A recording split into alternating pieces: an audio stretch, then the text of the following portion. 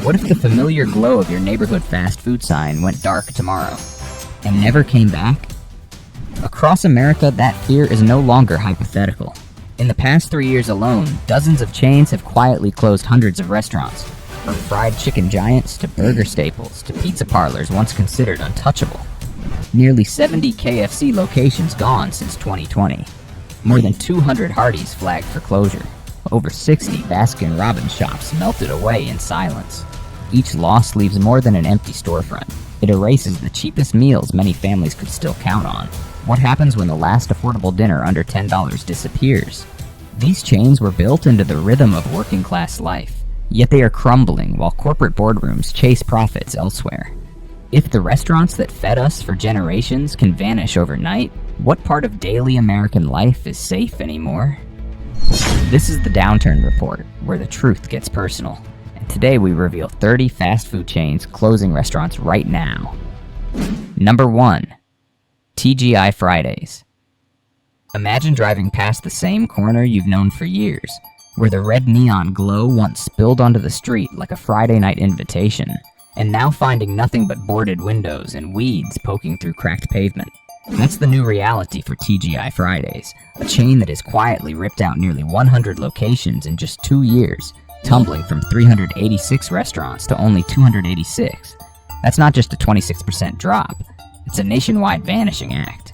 Entire states like Texas and Massachusetts have seen their local outposts evaporate, leaving behind silence where birthday songs once rang.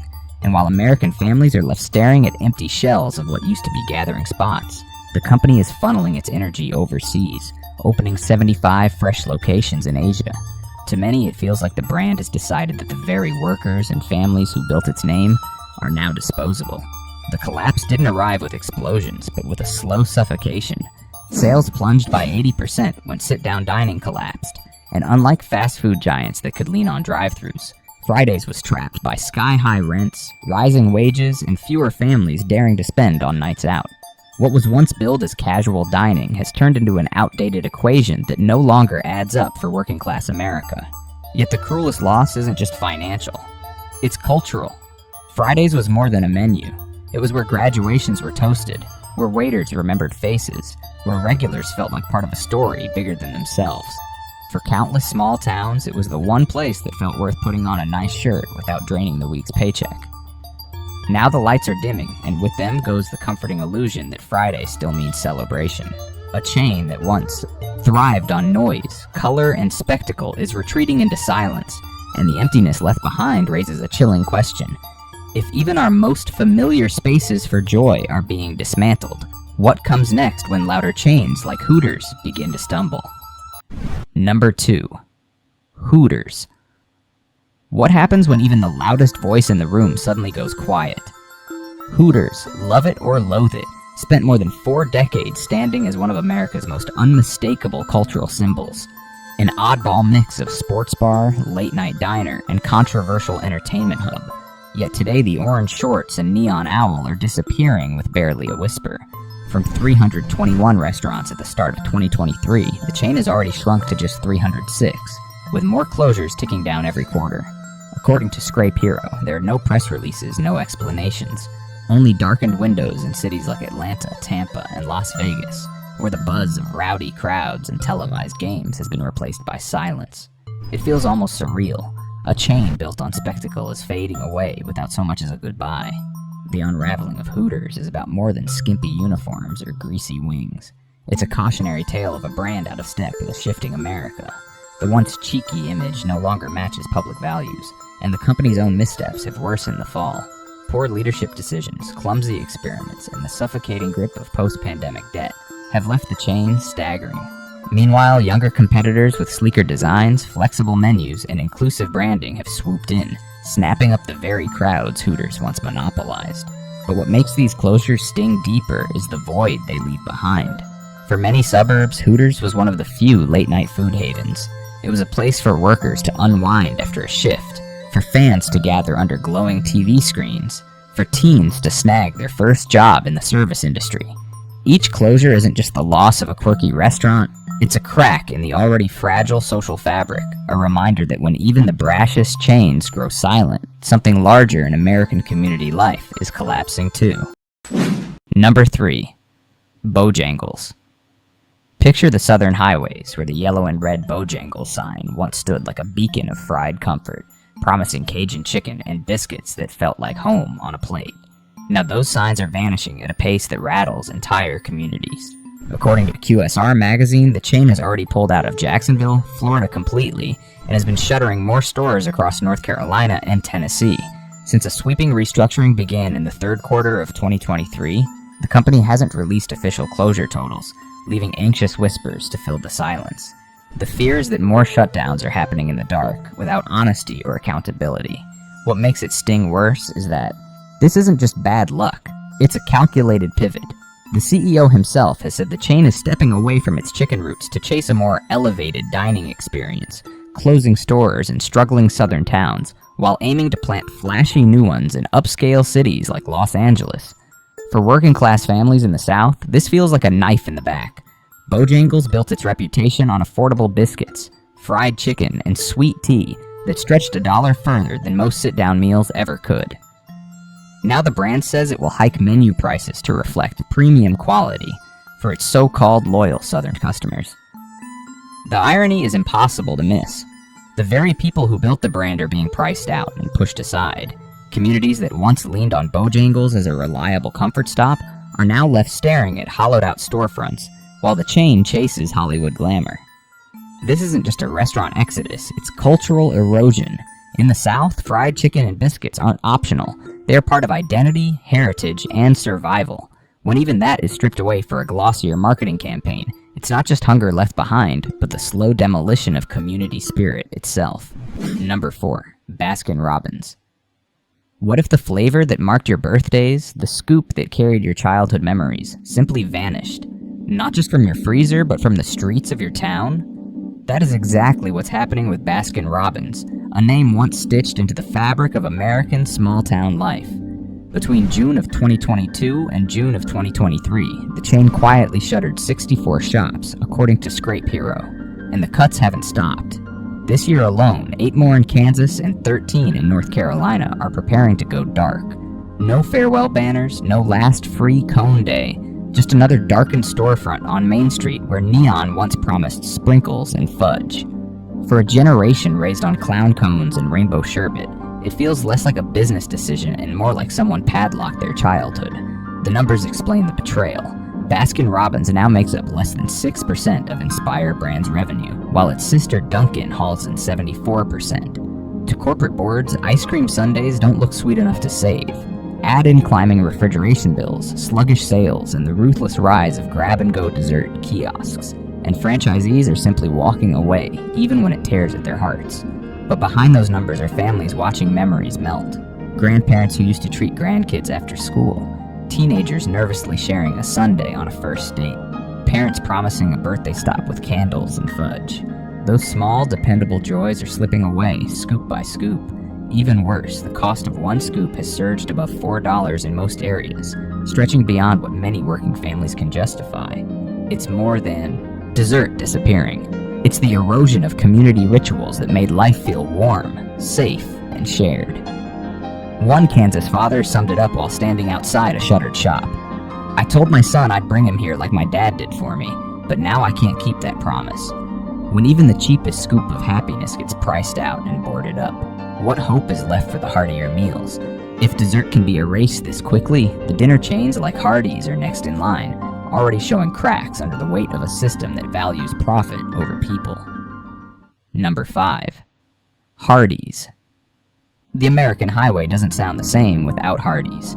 For decades, its red and white signs promised sizzling sausage, biscuits fresh from the oven, and a hot cup of coffee to chase away the dawn chill. Truckers, parents, retirees, everyone knew the comfort of pulling into that lot before sunrise. But now those signs are vanishing like headlights, swallowed by fog. In just 2 short years, over 213 Hardee's locations have been flagged for closure after Summit Restaurant Holdings, the chain's biggest franchise operator, filed for bankruptcy. The collapse hits hardest in states like Alabama, Florida, Georgia, South Carolina, Kansas, Missouri, and Wyoming. In some places, entire clusters of 15 to 35 restaurants have gone dark, with no warning, no goodbye, not even a last steaming biscuit to remember them by. The warning cracks have been spreading for years. Since 2018, the chain has been bleeding slowly, battered by inflation that turned a once affordable $2.99 biscuit into a $5 splurge. For millions of working Americans, those clocking in at factories, loading docks, or school bus routes. Breakfast at Hardee's stopped being a comfort and became a luxury.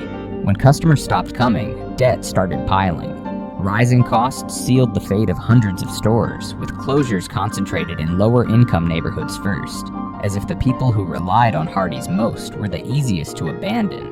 But what disappears isn't just a brand, it's the rhythm of daily life.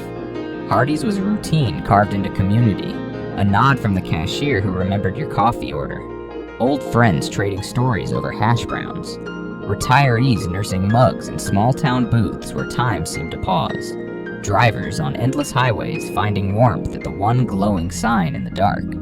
Now those spaces are replaced with vending machines and cold granola bars, the sound of human connection swapped for silence. One retired bus driver in Missouri put it best. That was my morning, same table, same biscuit every day. I didn't know how much I needed it until it was gone. When the morning meal fades like mist, we're left not just with hunger, but with an aching reminder that even the smallest rituals of American life can vanish without notice. And if Hardee's can crumble so easily, what does it mean when even bigger names like Arby's are now retreating? Number 6. Arby's. Think about those curly fries, the ones that warmed your hands during a cold lunch break, or sat beside your roast beef sandwich on a long road trip. Now imagine them gone, not just from the tray in front of you, but from the map of your town. That's the quiet reality unfolding at Arby's. According to CNBC, sales fell by 8.7% in the first quarter of 2023 and plunged even deeper, down 11.5% in the second quarter. The decline isn't abstract math. It's restaurants in Santa Maria, Houston, San Antonio, and even San Francisco shutting their doors without a trace. Industry insiders are already predicting an 8% nationwide cut in locations by the end of 2024, and the closures are accelerating with barely a whisper.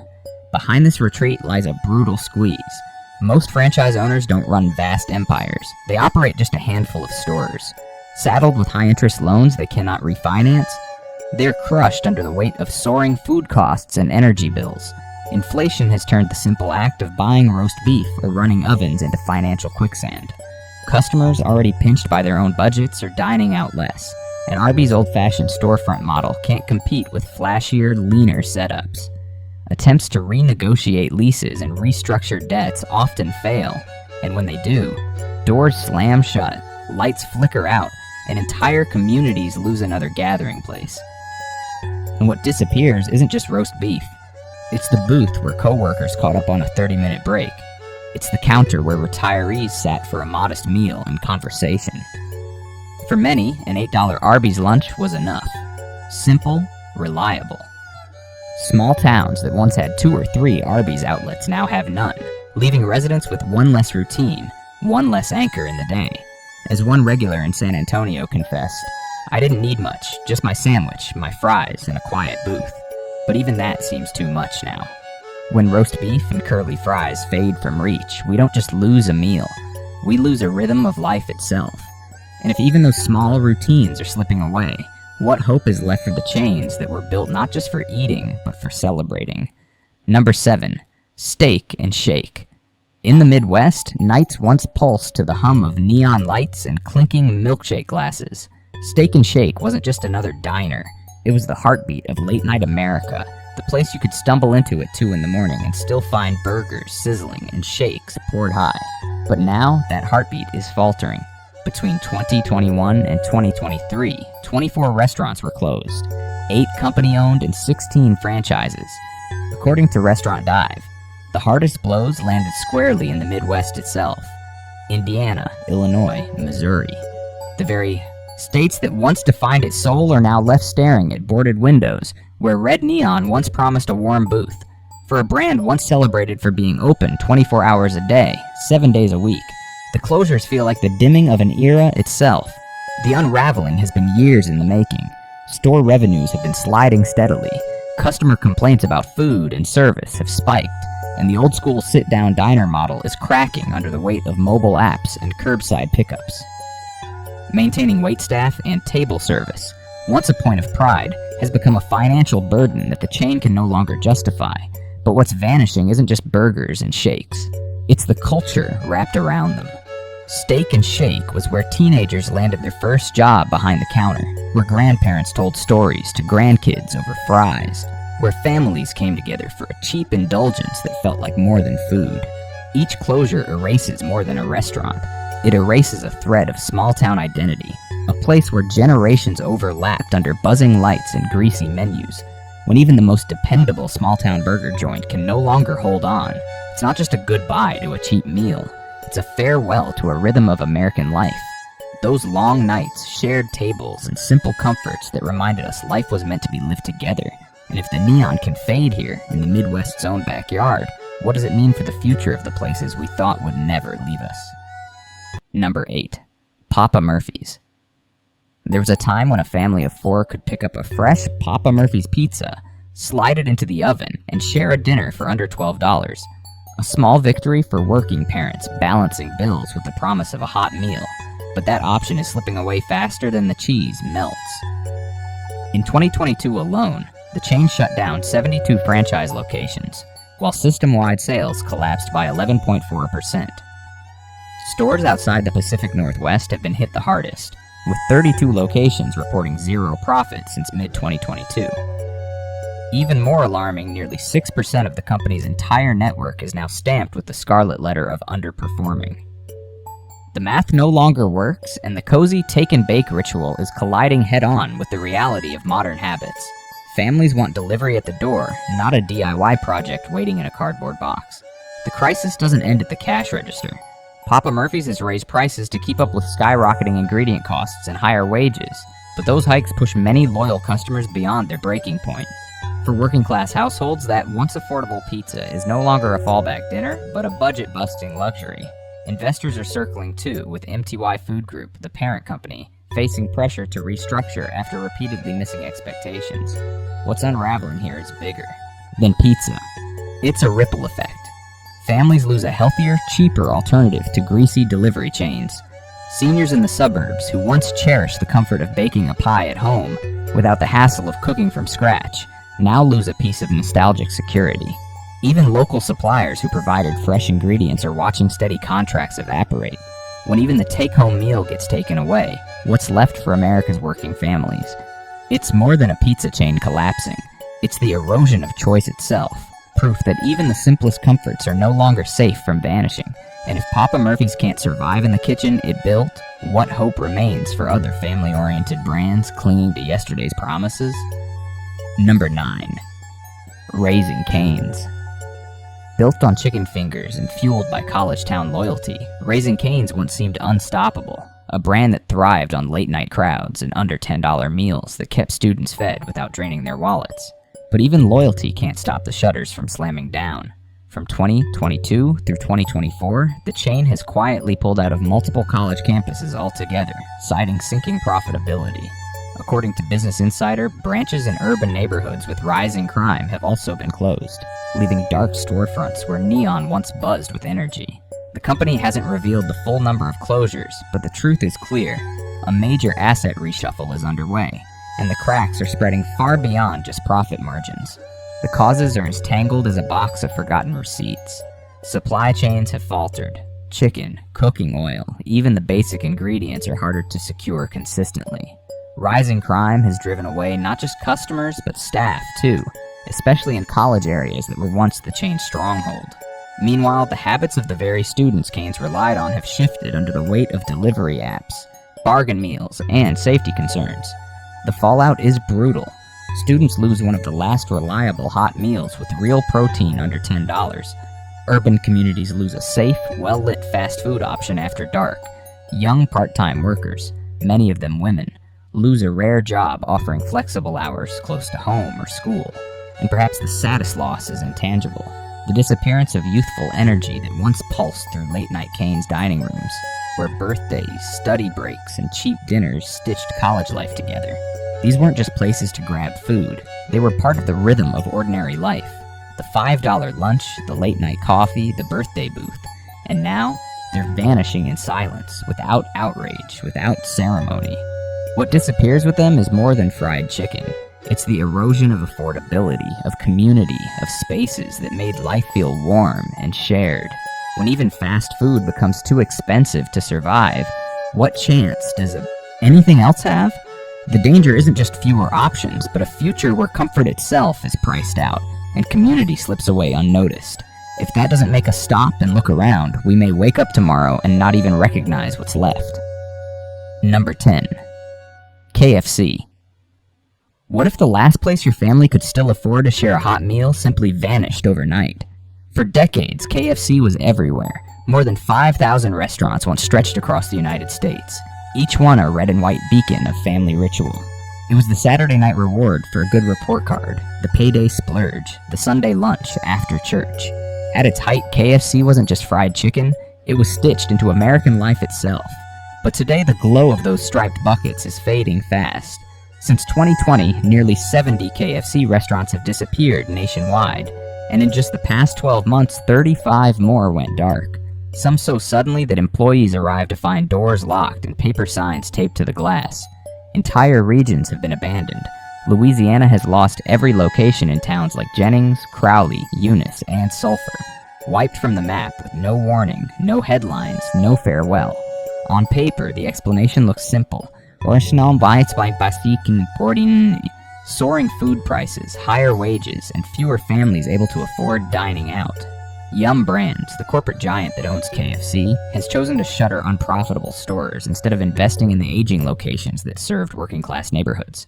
To executives in distant offices, it's just a line item on a spreadsheet. But to the people left behind, it's the slow hollowing of daily life. In small towns, KFC meant more than chicken in a box. It was where truck drivers grabbed a midnight meal. It was where an elderly couple could share lunch in peace. It was where a single mother could still buy dinner for 3 with a $10 bill and walk away with change in her hand.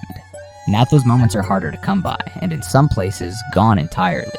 Empty storefronts take their place, forcing families to drive long distances to unfamiliar cities for a simple hot meal. What disappears isn't just food, it's access, memory, and the quiet reassurance that ordinary people still mattered. When the last affordable meal fades without ceremony, it leaves more than hunger. It leaves questions about the future of America's working poor.